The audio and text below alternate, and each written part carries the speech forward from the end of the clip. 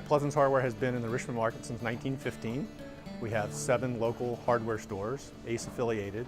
We have a store in Harrisonburg, Virginia, and an office in Virginia Beach, Virginia. So we are throughout the state of Virginia. We do primarily retail, commercial, wholesale hardware, doors and frames, and construction projects. We have been in business almost 100 years.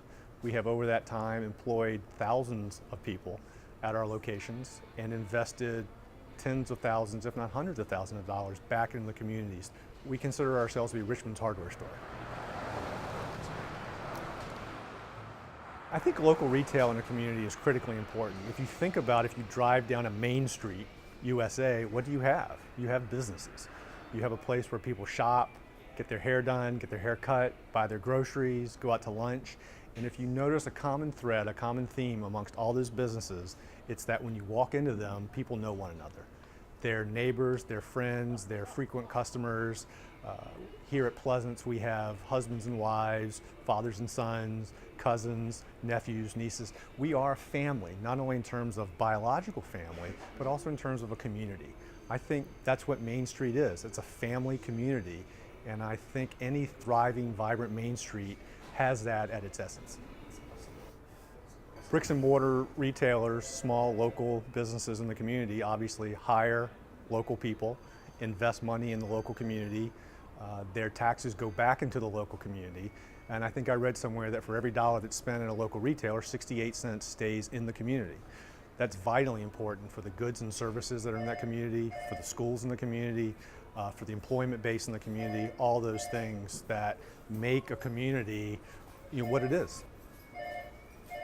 The Marketplace Fairness Act is not about local bricks and mortar retailers receiving special treatment. The Marketplace Fairness Act is about eliminating special treatment for online-only sellers. We want to compete. We like competition. If somebody can beat me on price, beat me on service, beat me on product, that's fine. I'll shake their hand and we'll come back and we'll do it again tomorrow.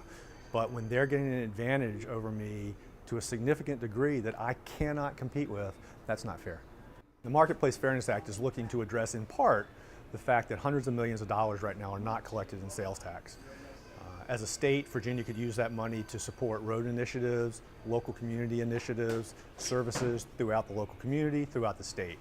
As a business owner, I'm concerned that this money is not being collected. I currently do collect sales tax, as I'm required to do. If the state does not collect these hundreds of millions of dollars that are currently due it, they'll come looking for it in other ways, potentially. That could be through things like raising the property tax. The Marketplace Fairness Act at its core is really about the free market system. What that means is the government shouldn't be picking winners and losers. They shouldn't be deciding who's going to be profitable and who's not, who's going to have mandated advantages and who's not.